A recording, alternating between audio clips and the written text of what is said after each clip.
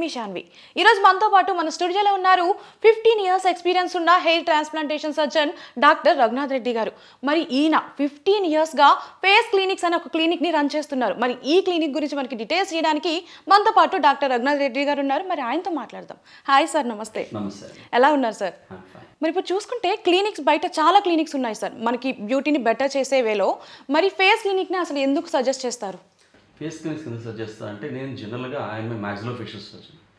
So ఒక 15 years back better aesthetics అంటే మంచి బ్యూటిఫై చేయాలి, ఒక పర్సన్కి మంచిగా ఎస్థెటిక్స్ ఇవ్వాలనే ఒక కాన్సెప్ట్తో మేము స్టార్ట్ చేశాము. సో ఇనీషియల్గా నా వ్యూ ఎప్పుడు సర్జరీ అంటే ఒక పేషెంట్ని సర్జరీ చేసి ఎట్లా బ్యూటిఫై చేయాలి, మనము ఎట్లా వాళ్ళని తీర్చిదిద్దాలి, ఫేస్ అందంగానే ఒక కాన్సెప్ట్తో ఉంటుంది.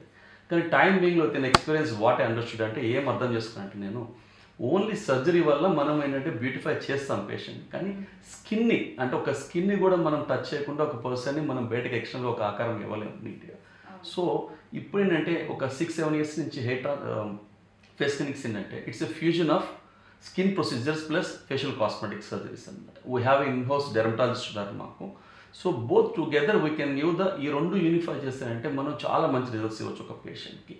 ఎందుకంటే స్కిన్ అనేది బయటకు కనిపిస్తుంటుంది, అండ్ స్కిన్కి సపోర్టింగ్ స్ట్రక్చర్ అంటే మనకి bones, muscles. So I can deal with bones properly. అంటే మనము సాఫ్ట్ టిష్యూ సర్జరీస్ చేస్తాము, బోనీ సర్జరీస్ చేస్తాము, అన్ని సర్జరీస్ చేసినప్పుడు దాంతోపాటు స్కిన్ ట్రీట్మెంట్స్ కూడా చేసినప్పుడు మనకి ఒక పర్సన్ చాలా అందంగా తయారయ్యడానికి ఛాన్స్ ఉంటుంది. సో ఈ రెండు ఫ్యూజన్ ఫేస్ క్లినిక్స్. ఓకే, మరి మీరు ఎలాంటి సర్జరీస్ ఇక్కడ ప్రొవైడ్ చేస్తారు ఫేస్ క్లినిక్స్లో? ఫేస్ క్లినిక్స్లో మనం కంపల్సరీ అంటే 100% మొత్తం ఫేషియల్ సర్జరీస్ అన్ని ప్రొవైడ్ చేస్తాం. మన అప్పర్ ఫేస్ని తీసుకుంటే మనకి సో హెయిర్ ట్రాన్స్ప్లాంటేషన్ ఆ ఫేస్ క్లినిక్స్లో మెయిన్ చేసే ప్రొసీజర్ ఏంటంటే మెయిన్లీ హెయిర్ ట్రాన్స్ప్లాంటేషన్. నాకు హెయిర్ ట్రాన్స్ప్లాంటేషన్లో 15 ఇయర్స్ ఎక్స్పీరియన్స్ ఉంది.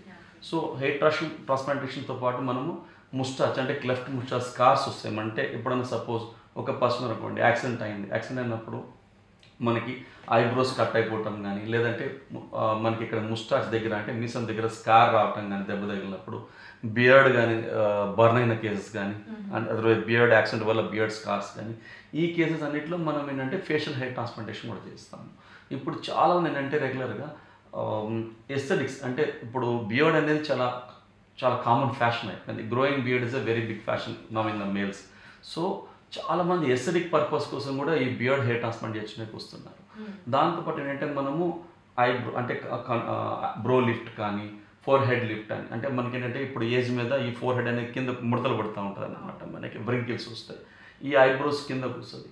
సో ఈ సర్జరీస్ చేస్తుంటాం మన ఐబ్రోస్ లిఫ్ట్ చేయటం కానీ. ఫీమేల్స్ ఏంటంటే మనకి ఐబ్రోస్ అనేది ఆర్చ్డ్ అంటే కర్వ్డ్గా ఉంటాయి, మేల్స్లో ఫ్లాట్గా ఉంటాయి. సో ఆ కర్వీనెస్ అనేది మనకి ఏజ్ మీద ఉందంటే మనకి స్కిన్ యొక్క లూజ్నెస్ వల్ల ఫీమేల్స్లో ఫ్లాట్ ఐబ్రోస్ అయిపోతాయి. సో ఆ ఫ్లాట్నెస్ని మనం కర్వ్ చేసుకోవచ్చు సర్జరీతో. మినిమం చిన్న చిన్న సర్జరీస్తోనే మనం దాన్ని నీట్గా చేస్తాము. బోటాక్స్ చేస్తాం, ఫిల్లర్స్ చేస్తాము, అండ్ నోస్ సర్జరీస్. అంటే ఈచ్ పార్ట్ అంటే ఒక్కొక్క పార్ట్కి మనం రౌండ్గా తీసుకున్నప్పుడు రకరకాల సర్జరీస్ ఉంటాయి. ఇప్పుడు కళ్ళు అనుకోండి, రౌండ్గా కళ్ళ మీద ఏంటంటే మనకి పైకను బొమ్మలు కిందకి రావటము, ఒక్కొక్కసారి మనకి విజన్ కూడా మనకి ఇంపేర్ చేస్తాయి యాక్చువల్గా. సో దాన్ని మనం బ్లెఫరోప్లాస్టీ అంటాం. బ్లెఫరోప్లాస్టీ అంటే ఈ ఎక్సెస్ స్కిన్ని ప్లస్ ఫ్యాట్ని రిమూవ్ చేస్తాం. కింద కూడా అంటే మనకి కళ్ళ కింద క్యారీ బ్యాగ్స్ అంటారు జనరల్గా, కింద కూడా ఈ ఫ్యాట్ బల్జ్ వల్ల మనకి మనకి ఎత్తుగా రావటం కానీ, వీటన్నిటిని మనం సర్జరీస్తో ట్రీట్ చేసుకోవచ్చు. దాంతోపాటు మనకి ఇప్పుడు క్రౌస్ ఫీట్ అంటాం, ఏంటంటే ఐస్ పక్కన వ్రింకిల్స్ ఉంటాయి, వీటిని బొటాక్స్ ఇచ్చేసుకోవచ్చు. అట్లా నేసల్ సర్జరీస్, మనకి ఇక్కడ డీప్ గ్రూస్ ఉంటాయి, ఈ గ్రూస్ మనం ఎలిమినేట్ చేయటము. ఎంటైర్ ఫేస్ మనకి సాగినెస్ వస్తుంది డ్యూ టు ద లాక్సిటీ. అంటే ఏజ్ మీద ఏమవుతుందంటే మనకి లాస్ ఆఫ్ వాల్యూమ్. అంటే ageing is nothing but loss of volume and laxity. Loss of volume అంటే మన ఫేస్లో ఉన్న ఫ్యాటు, మజిల్స్ ఇవన్నీ ఏజ్ మీద తగ్గిపోతుంటాయి, కరిగిపోతుంటాయి అన్నమాట. సో ఆటోమేటిక్గా మనకు ఒక బెలూన్లో ఎయిర్ తీస్తే ఎట్లా స్లోగా స్ట్రింక్ అవుతుంటుంది, అదే మాదిరిగా ఫేస్ మనకి స్ట్రింక్ అయిపోతుంటుంది అనమాట. సో ఈ లాస్ ఆఫ్ వాల్యూమ్ని మనము ఫిల్లర్స్, బొటాక్స్తో మనము దాన్ని ఇంప్రూవ్ చేసుకోవచ్చు. వాల్యూమ్ ఇచ్చి fillers nothing but filling the area. అట్లే మనం ఏంటంటే సర్జరీ థ్రెడ్ లిఫ్ట్తో ఈ కిందకి సాగే లాక్సిటీ ఉన్న స్కిన్ని మనం లిఫ్ట్ చేసుకోవచ్చు, థ్రెడ్ లిఫ్ట్ కానీ, సర్జికల్ ఫేస్ లిఫ్ట్ కానీ.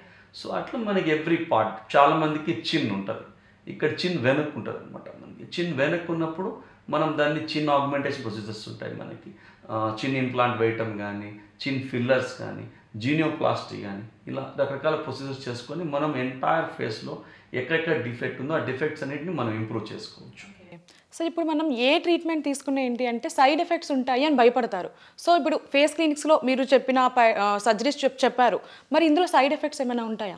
అంటే ఏంటంటే మనం ఇప్పుడు సపోజ్ ఒక బుక్ తీసుకున్నాం అనుకోండి, ఒక ప్రొసీజర్ మీద మనం ఒక 20 పేజెస్ చదివామంటే లాస్ట్ 2 పేజీలు కంపల్సరీ కాంప్లికేషన్స్ ఉంటాయి 100%.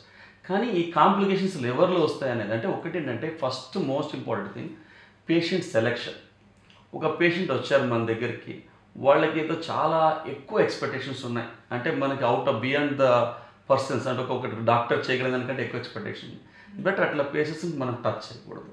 అండ్ నెంబర్ 2 ఏంటంటే ఒక పర్సన్ వచ్చారు, సపోజ్ అదే ఒక పర్సన్ హెయిర్ ట్రాన్స్ప్లాంటేషన్తో వచ్చారు, ఒక 60 years person, uncontrol diabetes, uncontrol hypertension, బాగా ఒబీస్ ఉన్నారు, ఆల్రెడీ హార్ట్లో ప్రాబ్లమ్స్ ఉన్నాయి. ఇవన్నీ ఉన్నప్పుడు ఆ పేషెంట్ మనం better not to take up the case. అంటే గ్రీడీగా వెళ్ళి ఆ కేసుని మనం టేకప్ చేసుకుంటే కంపల్సరీ డయాబెటీస్ అన్కంట్రోల్లో ఉండేవాళ్ళు మనం ఏ ప్రొసీజర్ చేసినా కూడా, వాళ్ళు చిన్న గాయం తగిలినా కూడా గాయం, మనం ఏ ప్రొసీజర్ చేసినా కూడా ప్రాబ్లం ఉంటుంది. సో ఇట్లా కేసెస్ని మనం ఎలిమినేట్ చేసుకొని గుడ్ కేసెస్ని మనం తీసుకొని which are good for the patient and for the doctor తీసుకున్న కల్లా చాలా వరకు మనకి కాంప్లికేషన్స్ అనేవి ఉండవు. చాలా వరకు మనం ఎలిమినేట్ చేసి 90%. నా 15 yearsలో నేను హెయిర్ ట్రాన్స్ప్లాంటేషన్లో ఒక కాంప్లికేషన్ కూడా చూడలేదు. సో బేసిక్గా మనకి కంట్రోల్ డయాబెటీస్ ఉండే వాళ్ళకి చేసుకోవచ్చు ఏ ప్రొసీజర్. అన్కంట్రోల్డ్ డయాబెటీస్ ఉంటే మాత్రం బెటర్ అవాయిడ్ ద కేస్.